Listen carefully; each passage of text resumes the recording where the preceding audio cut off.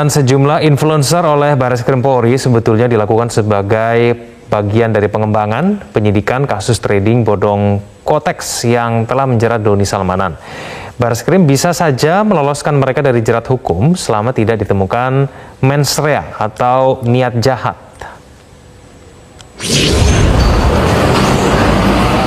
Satu persatu artis maupun influencer yang diduga pernah menerima hadiah dari Doni Salmanan akhirnya datang memenuhi penyidik Barreskrim Polri. Diawali dari Reza Arab, ia tiba pada pukul 9 pagi. Berpakaian serba hitam, Reza tak mengeluarkan sepatah kata pun dan langsung berjalan masuk menuju Barreskrim Polri. Sosok Reza Arab harus terseret dalam jerat kasus Doni Salmanan karena ia pernah menerima uang 1 miliar rupiah saat Reza sedang live streaming game. Tapi itu 1 miliar.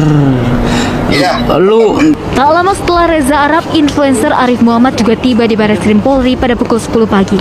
Kepada awak media, Arif mengaku kedatangannya hari ini untuk membantu penyidik melakukan proses hukum kepada tersangka Doni Salmanan. Hari ini kita datang buat membantu proses penyidikan. Kebetulan kemarin kan undangannya dikirim. Ya, sebagai warga negara yang baik, aku datang dengan senang hati untuk membantu proses penyidikan itu aja sih. Arif Muhammad harus terseret juga karena Doni pernah membeli mobil dari Arif seharga 4 miliar rupiah. Gue bilang apa ke bini gue? Karena sumpah demi Allah ya, bini gue tuh nggak ngebolehin jual ini. Tak hanya Reza dan Arif, YouTuber Atta Halilintar juga memenuhi panggilan penyidik Barreskrim Polri. Atta mengaku membawa sebuah tas mewah yang pernah diberikan oleh Doni Salmanan sebagai hadiah ulang tahunnya.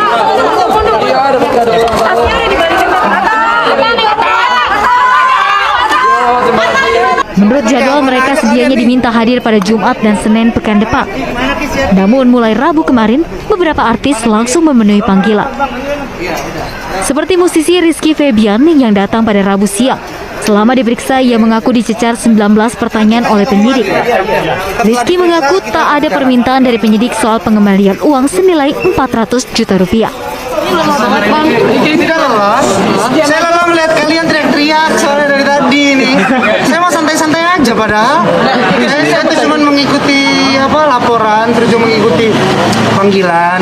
Dan kebetulan juga saya kan kooperatif banget. Toh juga memang saya ingin mencari kebenaran juga. Dan yang terpenting dari semua ini kan yang terpenting kedepannya saya jadi lebih tahu, lebih mempunyai pelajaran untuk hidup saya gitu. Dan yang terpenting di atas juga saya benar-benar diberikan pertanyaan 19 pertanyaan, terus juga saya mencoba untuk jujur apapun itu, dan kebetulan ya kami serahkan semuanya yang pada yang di atas gitu. Pemanggilan artis dan influencer oleh Barreskrim Polri ini sebetulnya bagian dari penyidik untuk mendalami dugaan TPPU yang menjerat Doni Salmanan. Penyidik ingin mengetahui kemana saja aliran uang Doni yang diduga berasal dari tindak pidana. Tim Liputan Metro TV. Barreskrim Polri hari ini dibanjiri oleh kedatangan artis maupun influencer. Kehadiran mereka sebetulnya sudah terendus sejak awal karena dari rekam jejak media sosial nama-nama artis itu mulai dari Atta Halilintar hingga Rizky Febian pernah bersinggungan langsung dengan Doni Salmanan. Adakah sanksi hukum untuk mereka atau sebaliknya mereka bisa lolos dari jerat hukum karena tidak ditemukan niat jahat? Kita akan mengulasnya bersama dengan Kabag Penum di Humas Polri, Kombes Pol Gatot Reply, dan juga ada Kepala PPATK periode 2002 hingga 2011 Yunus Husein. Pak Yunus dan Pak Gatot, selamat malam. Selamat malam. Selamat malam. Baik, salam sehat Pak Gatot dan juga Pak Yunus. Saya ke Pak Gatot dulu. Pak Gatot, jadi ada berapa banyak influencer yang datang pada hari ini dan kemudian apa saja yang ditanyakan oleh pihak Polri? Apa yang dicari dari influencer ini? Baik Mas, jadi perlu kami sampaikan bahwa penyidik dari Pit Cyber Barreskrim Polri sudah melakukan pemeriksaan terhadap 4 dari publik figur. Oke. Kemarin itu saudara RF sudah memenuhi panggilan, kemudian kepada yang bersangkutan juga tadi sudah disampaikan dikenakan dengan 19 pertanyaan. Itu seputar terkait penerimaan dana sekitar 400 juta dari saudara DS. Nah, ini informasi yang kami dapatkan bahwa uang itu sudah digunakan untuk donasi. Kemudian pada hari ini telah memenuhi panggilan 3 orang saksi dari publik figur. Yang pertama adalah saudara RA, ya, itu terkait dengan penerimaan hadiah main game, nah, nilainya 1 miliar. Kemudian kepada yang bersangkutan ditanya dengan 25 pertanyaan.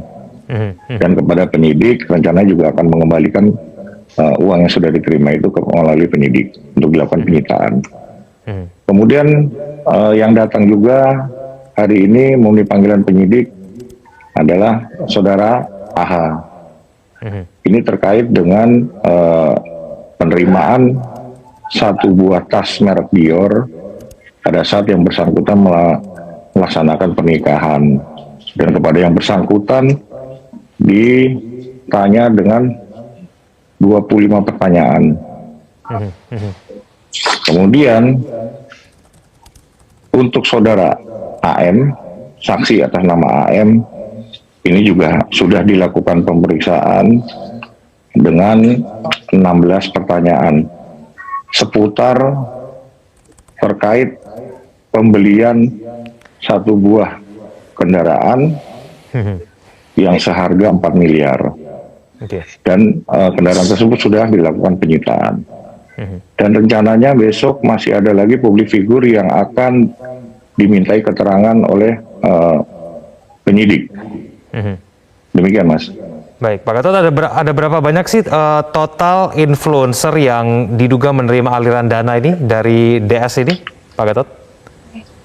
Kalau informasi yang diterima penyidik, memang ada beberapa publik figur yang terlibat langsung dalam proses terkait kegiatan pidana yang dilakukan oleh saudara DS.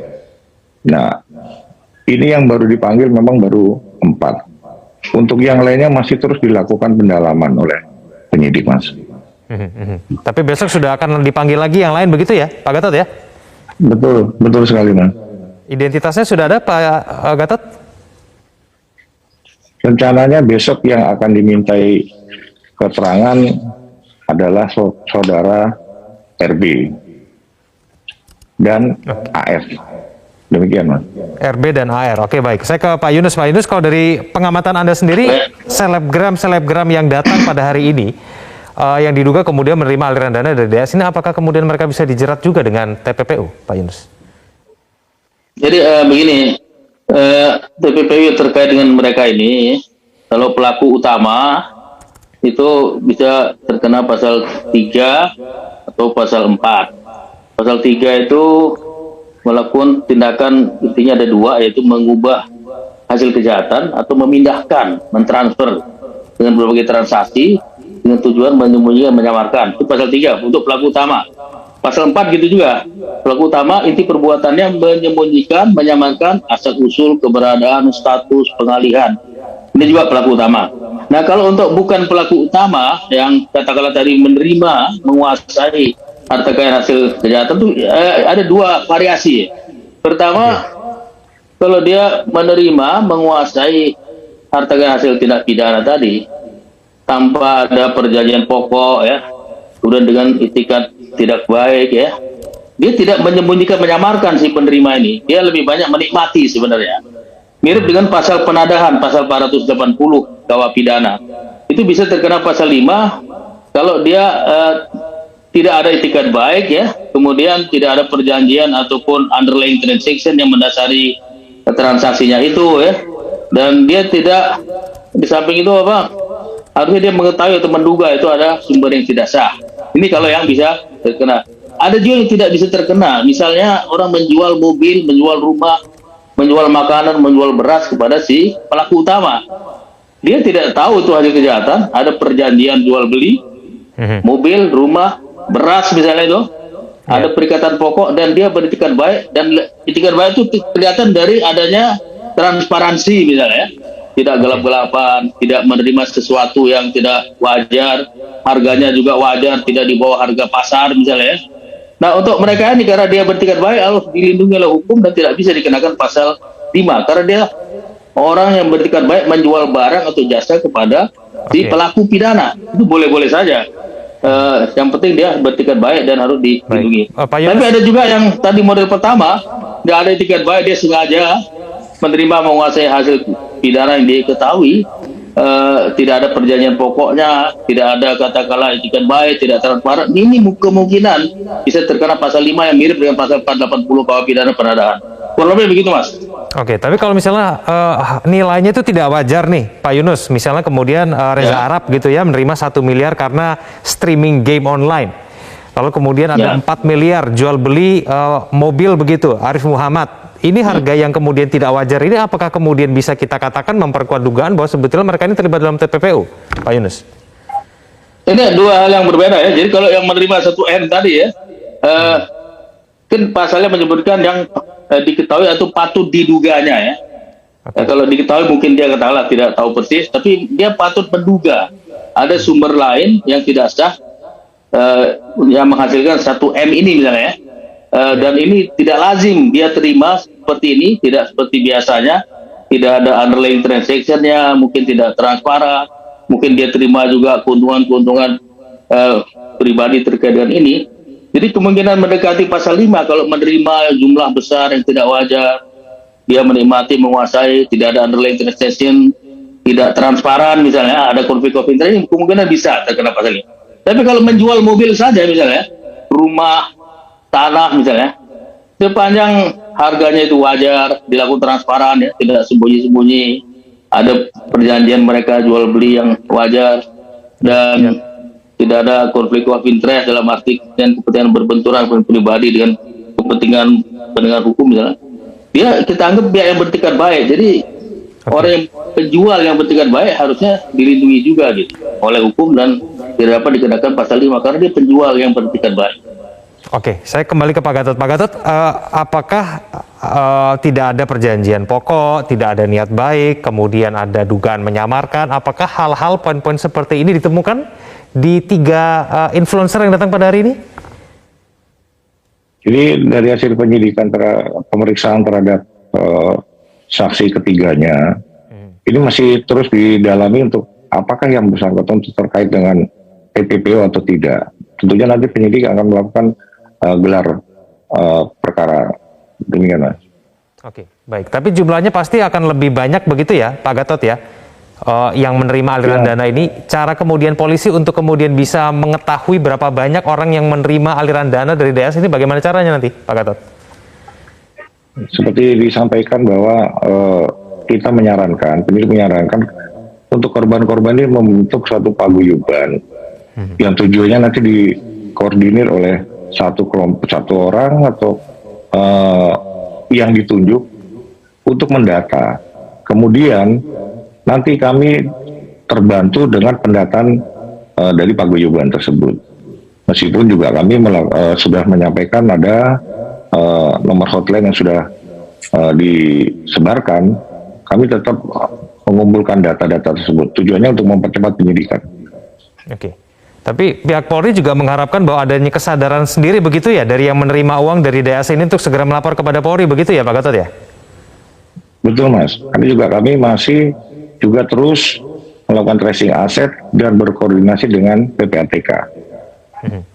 Baik, kalau misalnya memang tidak ada yang melapor, tidak ada yang kemudian mengaku Pak Gatot kepada pihak polisi bahwa mereka telah menerima uang dari DS, ini nanti kemudian seberapa besar hal ini bisa mengganggu proses penyelidikan ke depannya? Dan hukumannya yang kemudian diberikan kepada orang-orang ini seperti apa? Apakah ada, Pak Gatot? Ya tentunya oleh penyidik nanti akan dilakukan pemanggilan sesuai dengan data hasil pemeriksaan terhadap DS itu sendiri.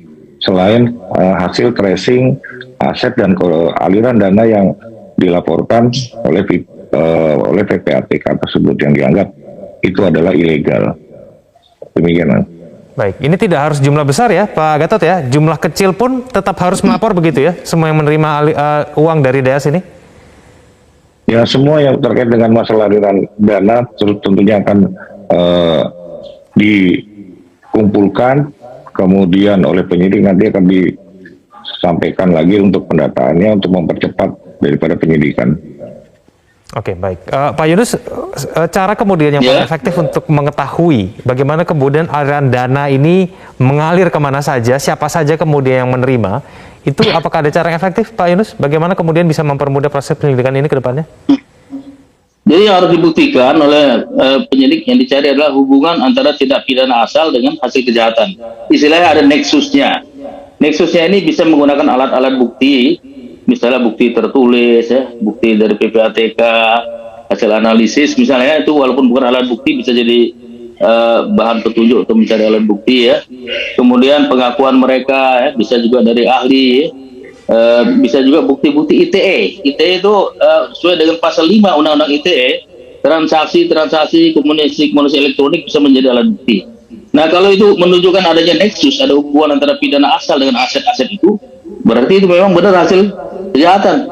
Sesuai dengan pasal 39 KUHP bisa disita oleh penyidik dan nanti dirampas oleh negara untuk kepentingan negara. Jadi harus ada hubungan antara pidana asal dengan hasil kejahatan itu sendiri, baru bisa disita. Jadi tugas kepolisian yang memang harus kita bantu, dan saya menghimbau saja lebih baik kalau yang menerima seperti dalam kasusnya impor daging sapi Patona CS yang memberikan kepada artis, ya, segala macam, semuanya mengembalikan.